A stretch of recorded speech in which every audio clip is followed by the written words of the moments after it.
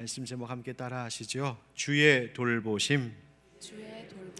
2월의 첫 주일, 우리 사랑하는 하늘빛 광성교회 모든 성도님들 가운데 또 예배 가운데 함께 하고 있고 또 영상을 통하여 말씀을 들으실 우리 모든 성도님들의 가정 위에 이 2월 한 달도 주님의 돌보시는 은혜가 가득하기를 주의 이름으로 축복합니다. 요셉이 죽음을 앞두고 이제 남겨질 그의 형제들에게 다음과 같은 유언을 남겼었습니다. 요셉이 그의 형제들에게 이르되 나는 죽을 것이나 하나님이 당신들을 돌보시고 당신들을 이 땅에서 인도하여 내사 아브라함과 이삭과 야곱에게 맹세하신 땅에 이르게 하시리라 하고. 아멘. 기가 막힐 시련 속에서도 하나님의 돌보심 속에 애굽의 총리까지 되었던 요셉은 자신을 지금까지 돌보셨던 하나님께서 자신은 비록 이제 이 세상을 떠나나 남아있는 그의 형제들과 가족들, 자손들을 변함없이 돌보아 주실 것을 믿고 오히려 그는 자기의 죽음 앞에서 그 남겨질 사람, 죽음 앞에서 오히려 살 날이 더 많은 사람들을 위로해 주고 있었습니다. 여러분, 하나님의 돌보심이 얼마나 큰 것인지, 그것은 지금 죽음을 코앞에 둔 인생이 오히려 살 날 많은 사람들을 위로할 수 있게 할 만큼 그렇게 힘이 있는 것이 하나님의 돌보심의 은혜인 줄 믿습니다. 이스라엘 백성이 애굽에 노예살이하면서 큰 고통 가운데에 있을 때에도 성경은 이렇게 말하고 있습니다. 하나님이 이스라엘 자손을 돌보셨고 하나님이 그들을 기억하셨더라. 아멘. 백성들이 고통 가운데 있을 때 하나님이 그들을 외면하셨던 것이 아니라 오히려 고통 가운데 있기 때문에 더욱더 그들을 기억하시며 돌봐주셨다고 성경은 말하고 있습니다. 그 종살이하던 애굽에서 나와 그들이 가나안 땅으로 들어가게 되었을 때에도 하나님은 모세를 통하여 이스라엘 백성들에게 그들이 살아갈 그 땅에서의 삶이 이와 같을 것이라고 또 말씀하기도 하셨습니다. 내 하나님 여호와께서 돌보아 주시는 땅이라 연초부터 연말까지 내 하나님 여호와의 눈이 항상 그 위에 있느니라. 아멘. 그 가나안 땅은 하나님이 뭐 해주시는 땅? 돌보아 주시는 땅이다.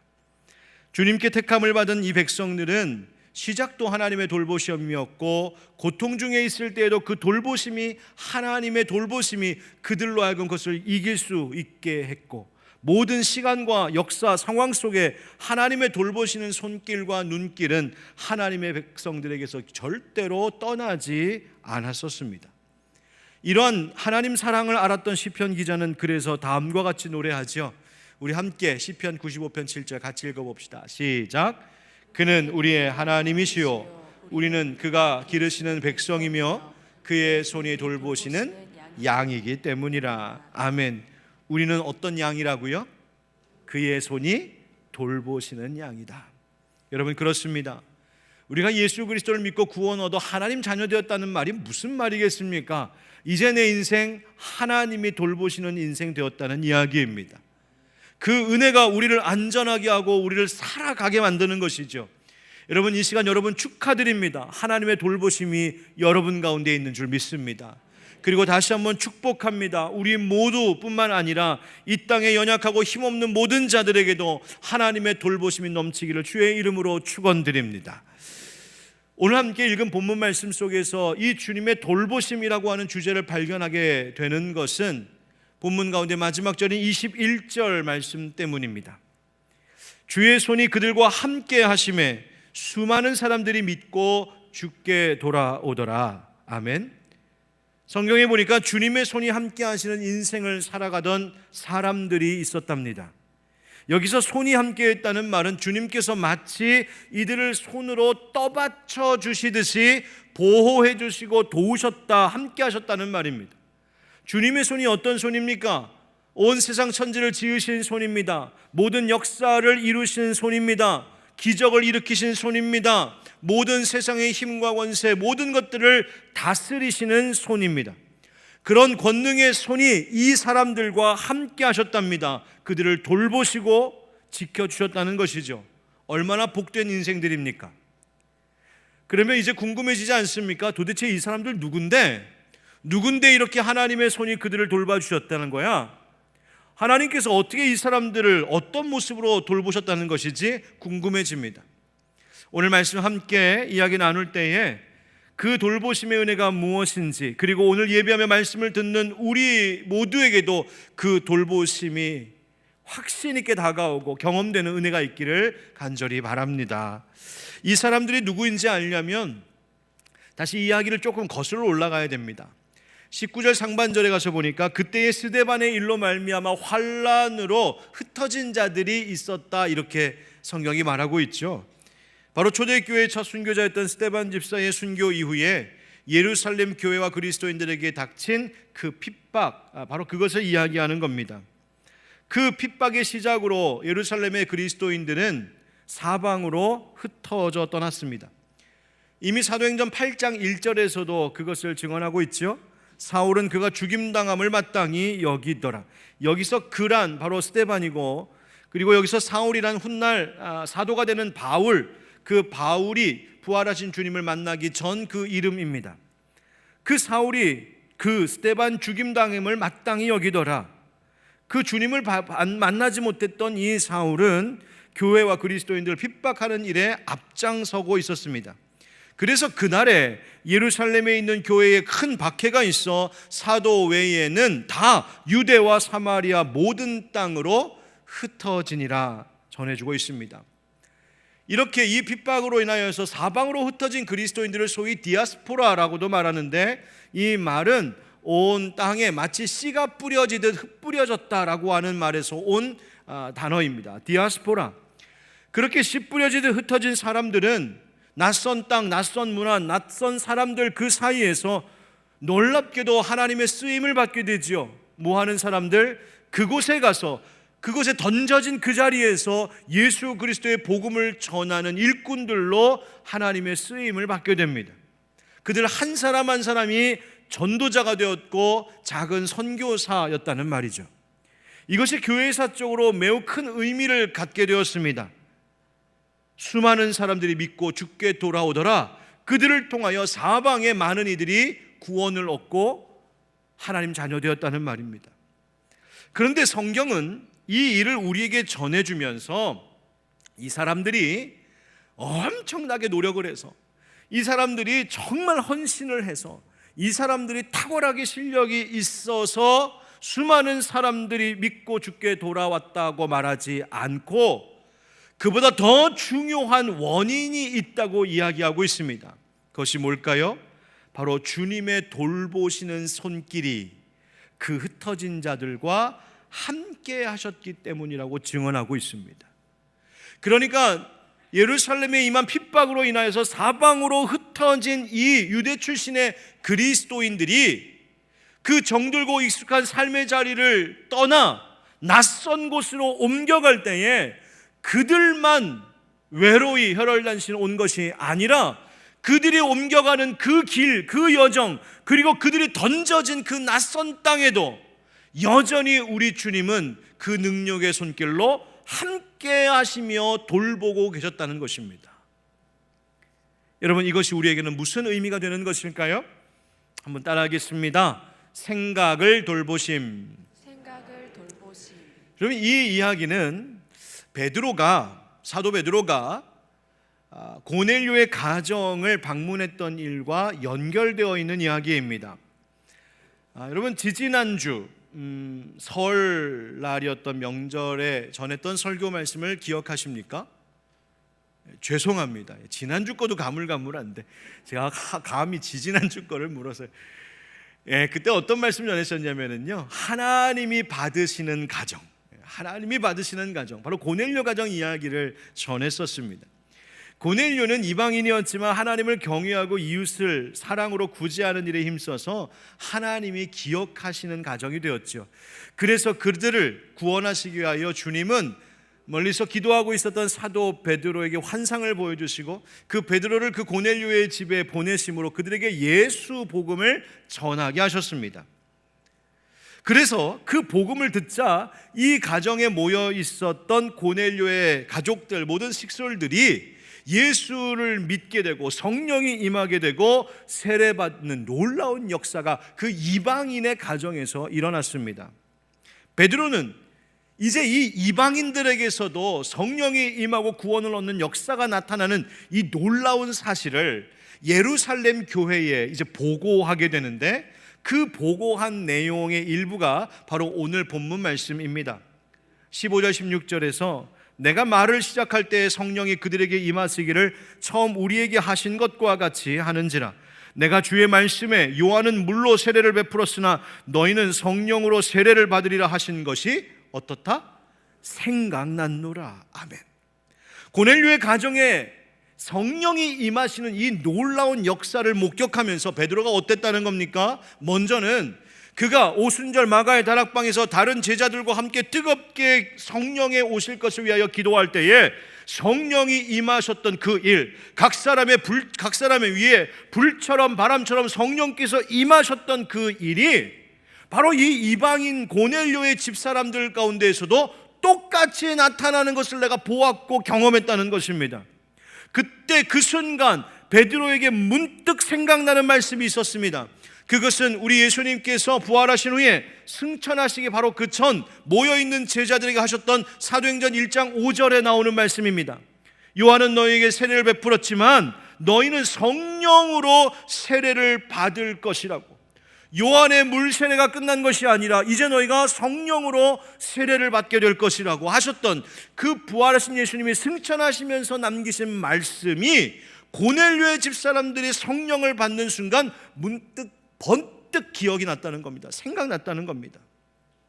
그러니까 이 순간 베드로는 예수님께서 하셨던 말씀이 무슨 의미였는지, 그리고 이제 하나님께서 유대인들뿐만 아니라 예수 믿는 모든 이방인들에게까지도, 모든 만민들에게 구원의 문을 활짝 열어놓으셨다라고 하는 이 놀라운 사실을 깨닫게 되었다는 것입니다. 여러분, 그러면 가만히 생각해 봅시다. 베드로가 이 말씀 그리고 이 의미가 무엇인지를 깨닫게 되었을 때 베드로가 갑자기 똑똑해진 것일까요? 베드로가 갑자기 까먹고 있었던 것이 확 기억이 날 만큼 기억력이 확 좋아진 것입니까? 아닙니다. 베드로의 생각을 주님께서 돌보고 계셨기 때문입니다. 베드로의 생각을 주님이 주관하여 주셔서 이 모든 일어나는 일들의 일련의 과정들이 무슨 의미인지를 깨닫게 하셨다는 것입니다. 여러분 기억하십시오. 주님은 우리의 생각을 돌보시고 다루시는 분이십니다. 주님, 우리의 생각을 돌보시고 돌보기를 원하시는 분이십니다. 우리가 어떤 생각을 하며 사느냐가 얼마나 중요한지 잘 알지요. 왜 그렇습니까? 생각이 결국 행동이 되고 행동이 이 하루가 되고 내 하루가 쌓여서 내 삶의 역사가 되기 때문이지 않습니까? 2002년 월드컵 4강의 놀라운 기록을 이룬 선수 중에 이영표 선수 여러분 아시죠? 예수 믿는 믿음 참 좋고, 그래서 많은 이들에게 또 교회에서도 간증과 강연으로 많은 영향력을 미치는 참 좋은 선수입니다. 특별히 젊은 청년들에게 선한 영향력을 미치고 있는데 몇 년 전 그가 쓴 책이 하나 있었습니다. 그 책이 무엇이냐면 제목이 생각이 내가 된다라는 책입니다. 무엇이 내가 된다고요? 생각이 내가 된다. 거기에 있는 이야기 몇 가지를 기억해 보면 땀방울 10개를 흘리면 그 10개 흘린 땀방울만큼 반드시 그 결과가 따라온다는 것을 자기는 경험적으로 안다는 겁니다. 그렇기 때문에 열을 이루기 위해서 그는 반드시 그냥 8방울 흘려놓고 됐다, 9방울 흘려놓고 됐다가 아니라 10방울을 꼭 흘리는 수고를 아끼지 않고 노력했다는 거예요. 뿐만 아니라 그는 그보다 더 했다는 겁니다. 그래서 코치가 선수들에게 팔굽혀펴기 30번 해 그러면 자기는 거기다 꼭 하나를 더해서 31번 했다는 거예요. 왜? 그만큼 반드시 노력의 결과가 돌아올 것을 알았기 때문에 그 생각이 있었다는 거죠. 놀라운 것은 한 번 팔굽혀펴기를 더하면 한 번 한 만큼만 힘이 더 붙는 것이 아니라 오히려 10배, 100배 그 힘이 누적이 되고 쌓여서 몇 배로 결과가 오는 것을 경험하며 나는 평생 이런 생각으로 살아야겠다라고 마음먹었다는 겁니다. 그래서 그 책에서 말하고자 하는 것이 무엇이냐면 올바른 행동은 반드시 올바른 생각으로부터 나온다. 그는 청년들에게 그렇게 말하고 있었습니다. 결국 내 생각이 내 행동이 되고 내 인격이 되고 내 삶이 되더라는 것이죠. 삶이 바뀌려면 결국 내 생각부터 바뀌어야 한다는 말입니다. 자, 그러면 우리의 생각이 과연 누구의 그리고 무엇에 영향을 받고 있을까요? 내 생각과 내 마음과 내가 하는 모든 일들을 그렇게 주관하시고 펼쳐가시는 분이 누구일까요? 결국 내 생각을 누구에게 맡기고 있느냐에 따라서 달라지는 것입니다. 훌륭한 선생님, 뛰어난 스승에게 영향을 받아 내가 그를 좋아라 하면 그 선생님의 생각이 그 학생의 가르침, 그 선생님의 가르침이 이 학생의 생각으로 자리 잡기 시작합니다. 그래서 그 선생님이 하신 대로, 스승이 한 대로 따라가게 되는 것이죠. 반대로 세상의 즐거움, 세상의 쾌락만 따라 살아가는 사람들과 그저 어울리기만 좋아하고 그들이 자랑하는 것에만 귀를 기울이고 그들만 부러운 시선으로 바라보고 늘 그렇게 생각이 거기에 머물러 있으면 결국 내 생각도 그 사람들 따라가게 되는 것이고 결국 그 삶의 결과들을 보게 되는 것이죠. 여러분, 우리의 생각이 누구의 영향을 받고 있습니까? 여러분, 하나님께서 우리의 생각을 돌보시고 주관하시기를 간절히 소망하며 사시길 축복합니다. 가룟 유다는 믿음을 지키지 못하고 그 생각이 마귀에게 빼앗겨서 예수님 팔아넘길 생각을 갖게 되었습니다. 그리고 그 결과는 파멸이었습니다. 베드로도 그가 하나님의 일을 생각하지 아니하고 도리어 사람의 일을 생각하느라고 예수님께 꾸지람 들은 적도 있었습니다. 그러나 그 베드로가 성령의 충만함을 입고 그의 생각이, 그의 인격이 온전히 주님의 손에 붙들려 그 생각이 주님의 이끄심을 따라가게 되자 되어지는 모든 일련의 일들이 하나님께서 만민을 구원하시기 위하여 이방인들을 향하여 문을 여셨구나 라고 하는 하나님의 그 심오하고 깊은 뜻을 깨닫는 지혜가 되었고 그것이 그의 능력이 되었고 그것을 하나님의 뜻을 알고 생각하는 삶으로 변하게 되었습니다. 여러분, 주님께 우리의 생각을 맡기며 살아가는 여러분 되길 축복합니다. 예수님도 말씀하셨죠.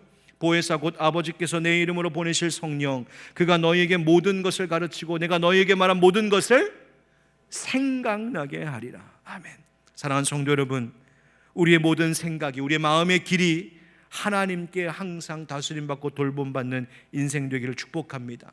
그러려면 오늘 하루를 시작하는 동안에 내 삶의 이야기들을 채워갈 행동의 원인이 되는 그 생각이 그날 아침부터 하나님의 말씀에 붙들리지 아니하고는 되지 않지 않습니까? 그러니 매일 아침마다 하나님의 말씀에 잠시라도 묵상하며 그 말씀이 내 생각의 판단들을 그 말씀이 이끌어갈 수 있도록 나를 내어드리셔야 합니다. 하루하루를 살면서 내 생각을 성령께서 주관하실 수 있도록 아침에 눈을 뜨거든 주님 앞에 무릎 꿇고 기도하여 성령님 오늘도 내 생각을 다스려 주시옵소서. 여러분 기도하셔야 합니다. 똑같은 상황과 환경 속에서도 그것에 대하여 내가 어떤 생각을 갖느냐에 따라 그 상황과 환경이 불만이 될 수도 있고 오히려 감사가 될 수도 있습니다. 똑같은 사람과의 관계를 갖고 있을 때에 내가 어떤 생각을 갖느냐에 따라서 그 사람이 영 불편한 사람이 될 수 있고 반대로 그 사람이 나에게 기쁨이 되고 유익이 됨을 깨닫게 될 수도 있습니다. 여러분, 우리의 생각을 선한 길로 이끄시고 돌봐주시는 주님, 하나님의 그 깊고 오묘하신 뜻을 깨닫게 하시는 하나님의 능력으로 말미암아 우리의 생각이 하나님의 마음을 알아가고 하나님을 따라가는 생각 될 수 있기를 주 예수 그리스도의 이름으로 축원드립니다. 그래서 빌립보서 4장에서 사도 바울은 이렇게 말합니다. 우리 함께 읽어봅시다. 시작. 아무것도 염려하지 말고 다만 모든 일에 기도와 간구로 너희 구할 것을 감사함으로 하나님께 아뢰라. 그리하며 모든 지각에 뛰어난 하나님의 평강이 그리스도 예수 안에서 너희 마음과 생각을 지키시리라. 할렐루야. 우리의 마음과 생각 지키시는 하나님이 우리를 돌보아 주실 줄 믿습니다. 두 번째 따라 합시다. 위기를 돌보심. 사도행전 11장 오늘 본문 말씀 그 앞부분에 가서 보면 사실 예루살렘 교회와 사도 베드로 사이에 좀 심상치 않은, 좀 불편하고 어려운 분위기가 있었음을 볼 수 있습니다. 왜 그랬냐 하면 베드로가 이 이방인 고넬료의 집에 함께 머물렀던 일을 문제 삼았습니다. 할례자들, 곧 유대 출신의 그리스도인들이, 이 할례자들이 이 베드로를 비난했습니다. 아니, 어떻게 할례받은 당신 같은 유대인이 할례도 받지 않은 부정한 저 이방인의 집에 들어가서 그들과 함께 머물 수 있었느냐며 베드로를 비난하고 책망한 겁니다. 어쩌면 이 일로 자칫 저들 사이에 관계가 틀어지거나 그 이제 막 시작된 이 예루살렘 교회 가운데에 다툼과 분열이 혹 일어날 수도 있을 위기였습니다. 그런데 그때 베드로가 흥분하지 않고 자신을 비난하고 있는 그 할례자들 앞에서 차근차근 설명하기 시작합니다. 하나님께서 자신과 그리고 이 고넬료의 집에 주님이 어떤 일을 행하셨는지를 설명하지요. 그리고는 하는 말이 아무리 이방인일지라도 그가 예수 믿는 믿음을 갖게 되었고 그 예수 믿는 이들에게 구원을 베푸시려는 하나님의 하시는 일을, 하나님의 이 하신 일을 사람인 내가 어찌 막을 수 있겠느냐고 그렇게 이야기를 합니다. 사람들이, 이 베드로를 비난하던 사람들이 이 이야기를 가만히 듣더니 결과가 어땠을까요? 그 결과가 18절 말씀에 이렇게 증언되어 있습니다. 그들이 이 말을 듣고 잠잠하여 하나님께 영광을 돌려 이르되 그러면 하나님께서 이방인에게도 생명 얻는 회개를 주셨도다 하니라. 아멘. 베드로의 말을 가만히 듣더니 이 할례자들도 더 이상 반대할 이유가 없다는 것을 깨닫게 되었습니다. 어떻게 된 것일까요? 베드로가 말을 기가 막히게 잘해서 그랬을까요? 아닙니다. 주님께서 이 위태로운 위기에, 이 어려운 일이 일어날지 모를 이 상황을 주님께서 돌보아 주셨기 때문입니다. 어쩌면 문제가 더 커질 수도 있었는데 베드로로 하여금 차분한 마음과 지혜의 마음을 주셔서 이 일들을 차근차근 설명하게 했고, 이 말을 들을 때에 할례자들도 그냥 귓등으로 듣지 않고 주님이 저들의 귀와 저들의 생각과 마음을 주관하여 주셔서 그들이 비난하는 마음이 아니라 오히려 이제는 하나님이 하시는 일이 이렇게 진행이 되는구나 함께 깨닫고 느끼게 하셨다는 것입니다. 보십시오. 위기가 오히려 하나님의 하실 일을 영광 돌려드리는 영광의 기회로 바뀌게 되었습니다. 여러분, 우리의 인생 가운데도 얼마나 많은 위기의 일들이 있습니까? 우리 각자의 가정에서 겪고 있는 위기의 일들이 있습니다. 직장에서, 사업장에서 일어나는 일들이 있습니다.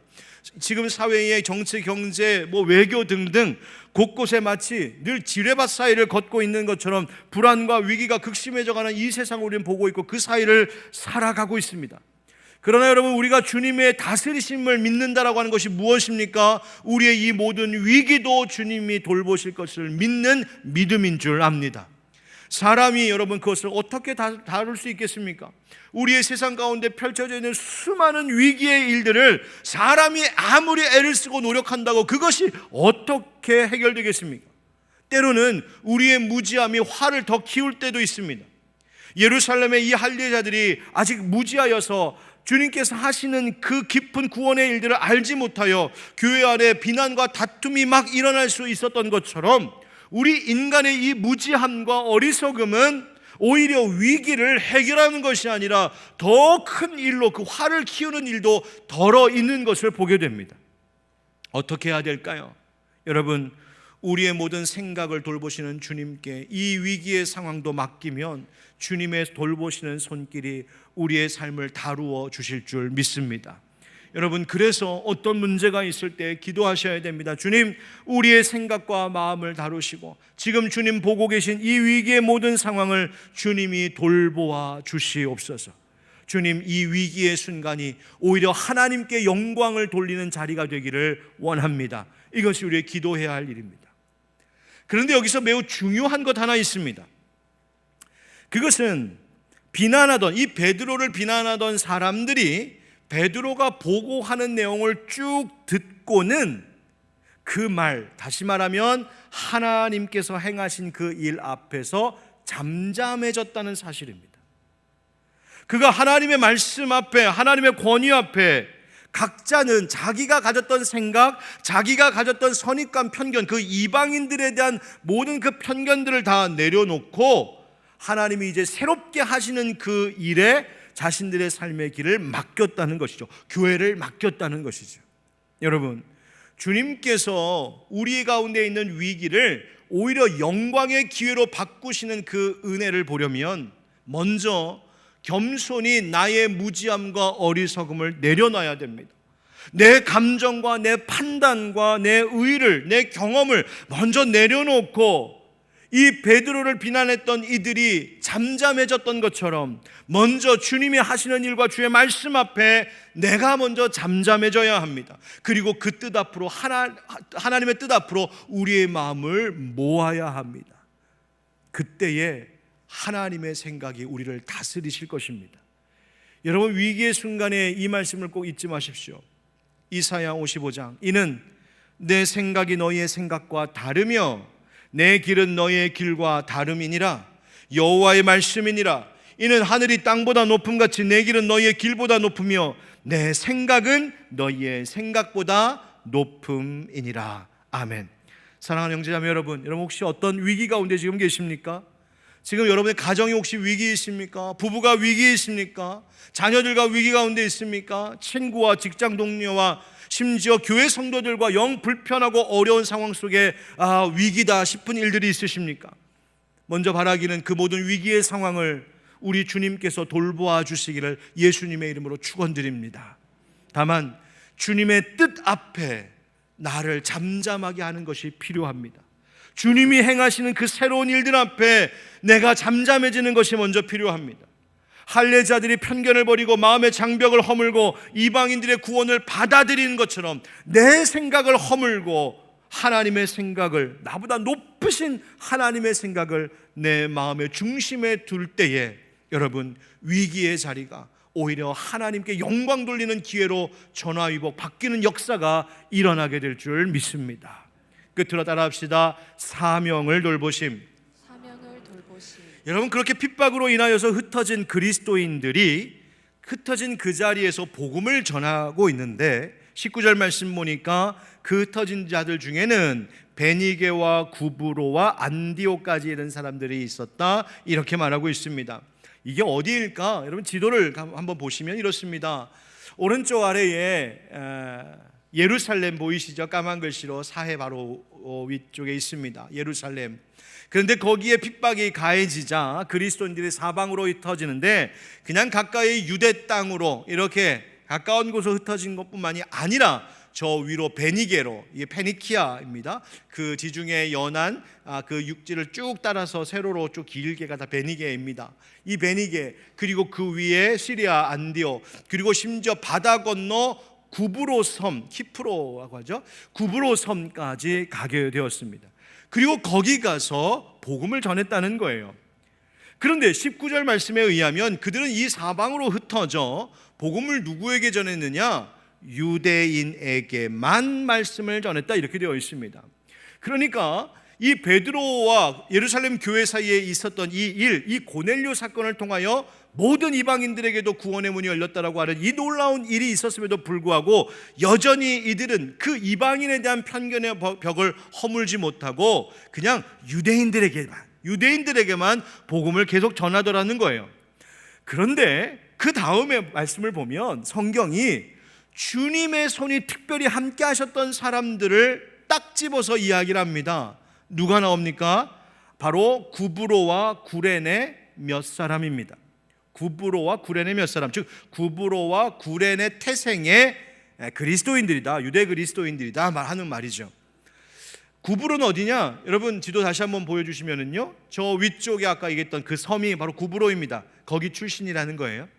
그리고 구레네는 어디일까? 왼쪽 아래 보면 구레네라고 써 있죠. 이 구레네는 어디냐면 지금 저 하얀 데 밑에가 북아프리카 대륙 꼭대기입니다. 그러니까 이 구레네는 북아프리카의 항구입니다. 여러분, 구레네 하면 떠오르는 한 인물이 있지 않습니까? 그렇죠. 예수님께서 십자가 지고 그 골고다 언덕 올라가실 때에 그 지친 예수님 대신 십자가를 지었던 구레네 시몬, 바로 그 구레네 시몬이 여기 출신이었다는 것이죠. 아무튼 바로 그 사람들에 대해서 이야기합니다. 20절 21절 말씀에 그 중에 구브로와 구레네 몇 사람이 안디옥에 이르러 아까 봤던 그 시리아 안디옥으로 올라갔는데, 이 구브로와 구레네 출신의 유대 그리스도인들은 누구에게도 예수 복음을 전했다고요? 헬라인에게도 말하였다. 그 편견의 장벽을 넘어서 헬라인에게도 복음을 전하기 시작했다는 거예요. 그랬더니 그 결과 21절 같이 읽겠습니다. 시작. 주의 손이 그들과 함께 하심에 수많은 사람들이 믿고 주께 돌아오더라. 아멘. 여러분 보십시오.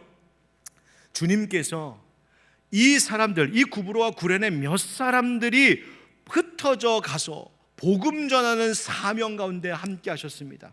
그들의 사명을 돌보셨다는 것이죠. 자신들의 경험과 편견과 모든 생각들을 내려놓고 주님이 행하시는 일 앞에 자기를 맡겨 그 마음의 장벽, 그 편견의 장벽을 허물고 복음 전하니 주님께서 그 사명을 돌보셨다는 겁니다. 여러분, 우리 각자에게도 사명이 있지 않습니까? 여러분, 가정에서 맡은 사명이 있습니다. 직장에서 맡은 사명들이 있습니다. 교회 안에서도 있지요. 얼마나 열심히들 수고하고 계십니까? 노력하고 계십니까? 우리의 모든 실력과 재능과 기술을 다 총동하여 내게 주어진 일에 최선을 다하며 살아가고 있습니다. 그런데 묻고 싶습니다, 여러분. 그 일에 우리 주님의 손에 돌보심이 있기를 위하여 구하는 것은 여러분 어떠십니까? 어떻게 하고 계십니까? 자녀를 양육하시는 부모님들, 이 자녀를 키우기 위해서 열심히 애를 쓰시지만 이 자녀를 주님의 손이 돌봐주시기를 위해서는 기도하고 계십니까? 여러분의 직장과 사업의 일들이 잘 되기를 위하여 땀 흘려 밤새도록 수고하고 계시지만 그 일이 주님의 손에 있는 줄 알고 주님의 손이 돌봐주시기를 위해서는 기도하고 계십니까? 내가 교회의 직분, 교회 안에서의 봉사의 사명을 감당한다고 하면서도 정작 주님의 손이 돌보아 주심으로 이 일이 이루어지기를 구하기보다 그저 내가 열심히 하니까 어떻게 되겠지 하는 마음으로 그저 교회에서의 일도 고작 사람의 일로 만들어 놓고 있지는 않습니까? 요즘 제 입술에서 떠나지 않는 찬양의 한 구절이 있습니다.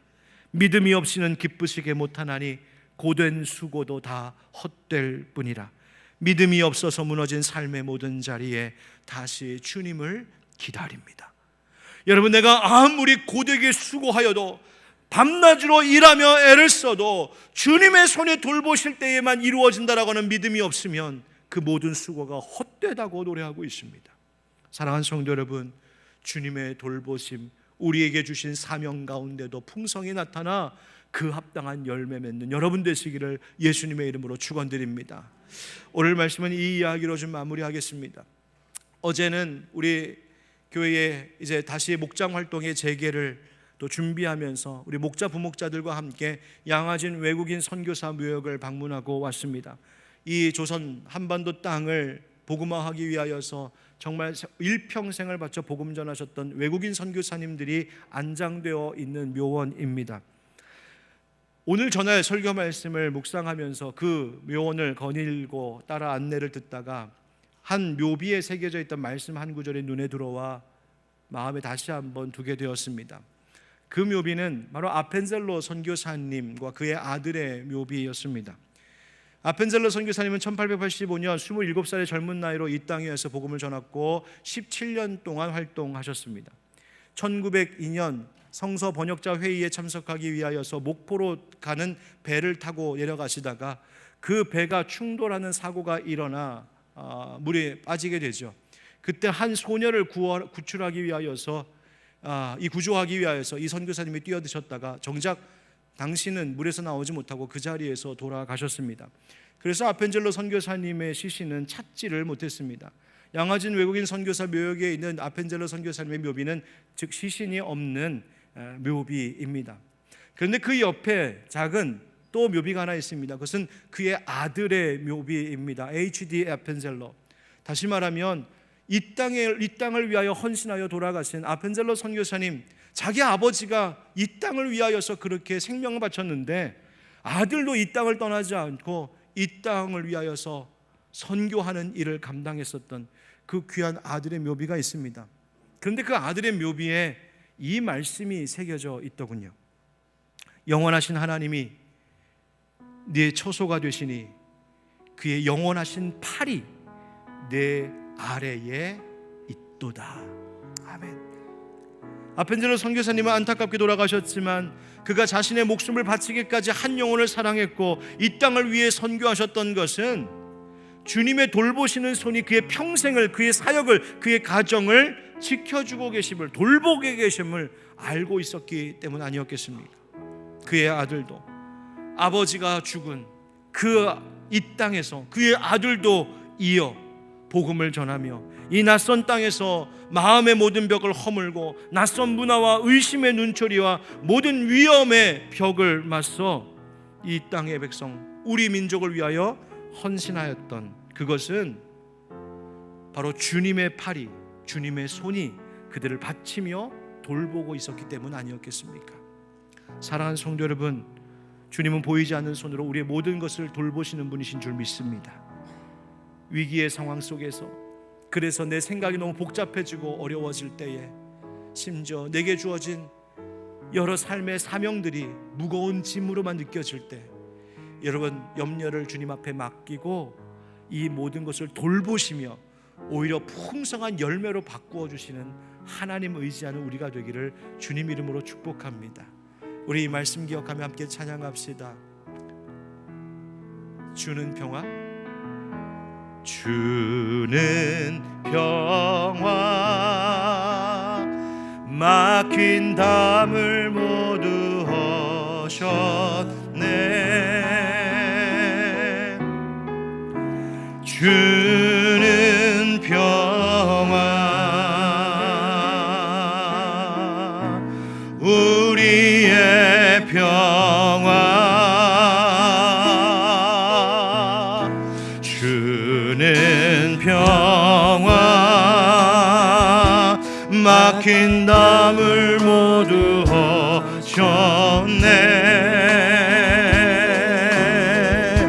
주는 평화,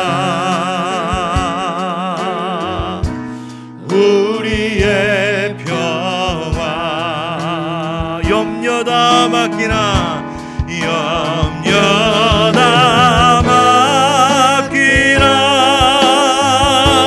주가 돌보시니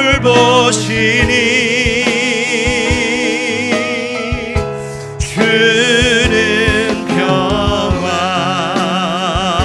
우리의 평화, 우리의 평화, 염려 다 맡기라, 염려 다 맡기라, 주가 돌보시니, 주가 돌보시니, 아멘. 주는 평화, 우리의 평화. 우리의 성찬을 받기에 앞서 함께 기도합시다. 그렇습니다. 주님, 너무나 생각이 복잡하고 하나님의 뜻이 잘 생각나지 않을 때도 있습니다. 위기의 순간들도 있습니다. 주어진 사명이 버겁기만 하고 무거울 때가 있습니다. 그러나 우리의 모든 것을 돌보시는 주님의 손길이 나와 함께 하심을 믿사오니 주님 의지함으로 열매 맺게 하여 주시옵소서. 우리 함께 주님 앞에 오늘 말씀을 기억하며 기도드리겠습니다. 은혜가 풍성하신 하나님 아버지, 그렇습니다. 주님의 말씀으로 하나님 우리를 새롭게 하시옵소서. 주의 말씀으로 우리를 보게 주옵소서.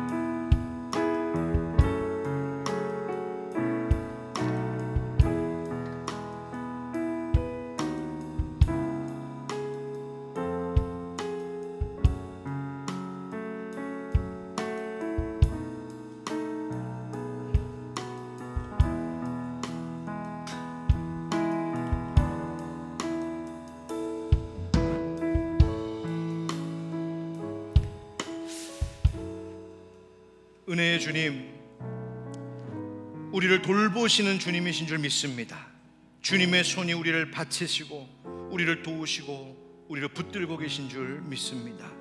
그러니 하나님, 수많은 복잡한 생각들 속에서도 우리는 하나님을 생각하고 하나님의 말씀을 기억하는 자들 되게 하여 주시고, 하나님, 소용돌이와 같은 인생의 어떤 위기 가운데에서도 주님 그 모든 위기를 잠잠하게 하심으로 영광의 기회로 바꾸시는 주의 손을 붙잡게 하여 주시옵소서.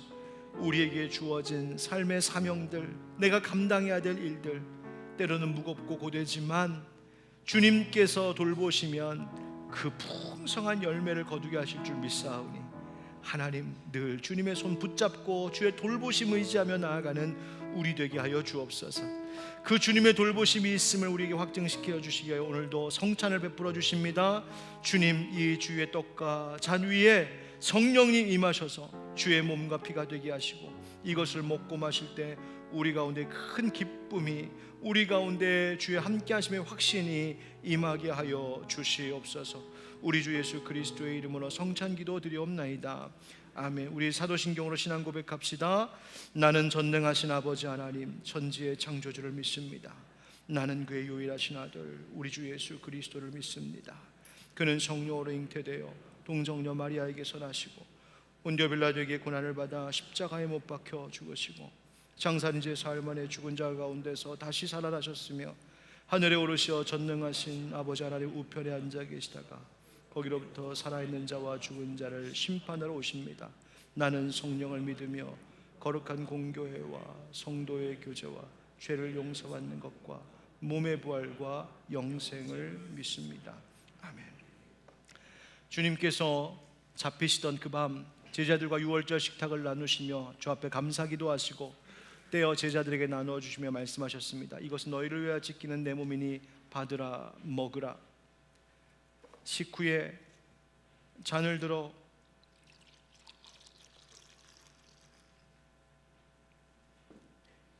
감사기도 하시고 제자들에게 나누어 주시며 말씀하시죠. 이것은 너희를 위하여 흘리는 내 피 새 언약의 피니라. 받으라 마시라. 내가 다시 오는 이날까지 이를 행하여 나를 기념하라 명령하셨습니다. 그 명령에 따라 우리 함께 주의 성찬에 참여하시겠습니다. 잔 맡으신 분?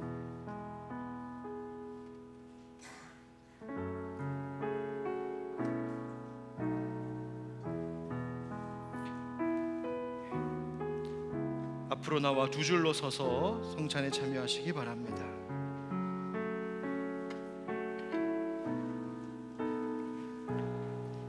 이것은 주님의 몸입니다. 이것은 주님의 몸입니다. 주님의 몸입니다. 주님의 몸입니다. 주님의 몸입니다. 주님의 몸입니다. 이쪽으로 가셔도 돼요. 주님의 몸입니다. 주님의 몸입니다. 주님의 몸입니다. 우리 주님의 몸입니다. 주님의 몸입니다. 주님의 몸입니다. 이쪽으로 가십시오. 주님의 몸입니다. 주님의 몸입니다. 주님의 몸입니다. 주님의 몸입니다. 주님의 몸입니다. 우리 주님의 몸입니다. 주님의 몸입니다.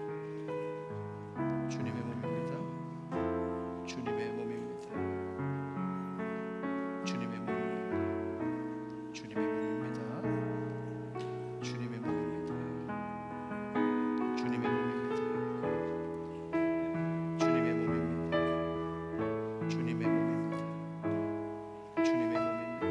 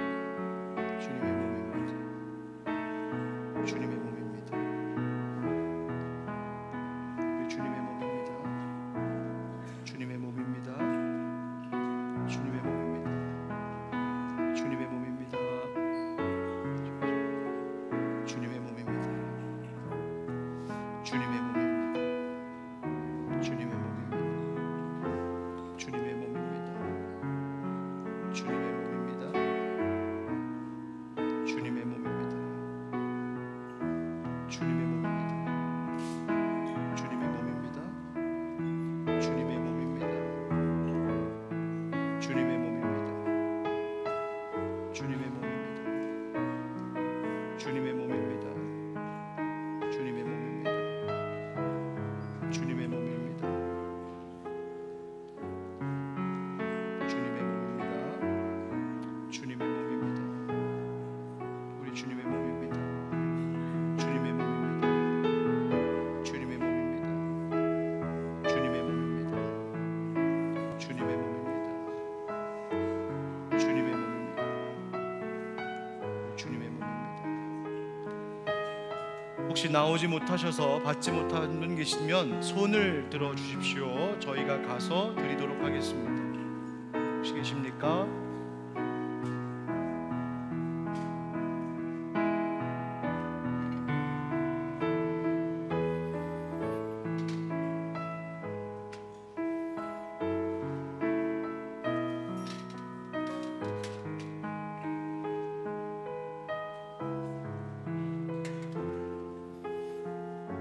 예, 혹시 받지 못하신 분 계시면 손 들어 주십시오.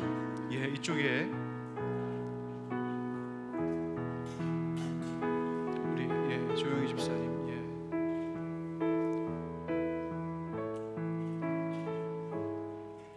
혹시 아직 받지 못한 분 계십니까?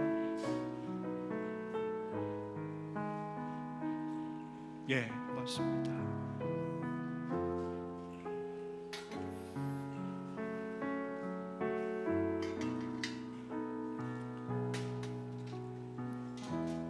기도하겠습니다.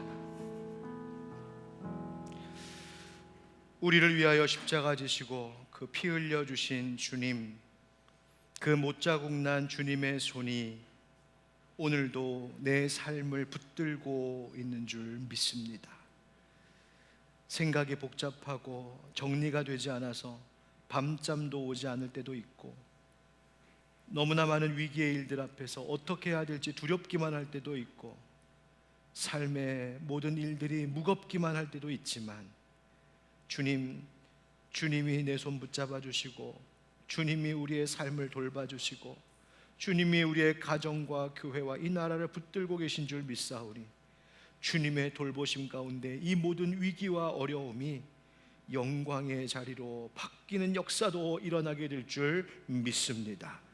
그러므로 주님, 염려하지 말고 우리의 마음과 생각을 지키시는 주님께 오로지 우리의 삶을 맡기며 기도하며 살아가는, 내 생각이 주의 말씀으로 이끌림 받는 놀라운 은혜의 삶을 살아가게 하여 주시옵소서.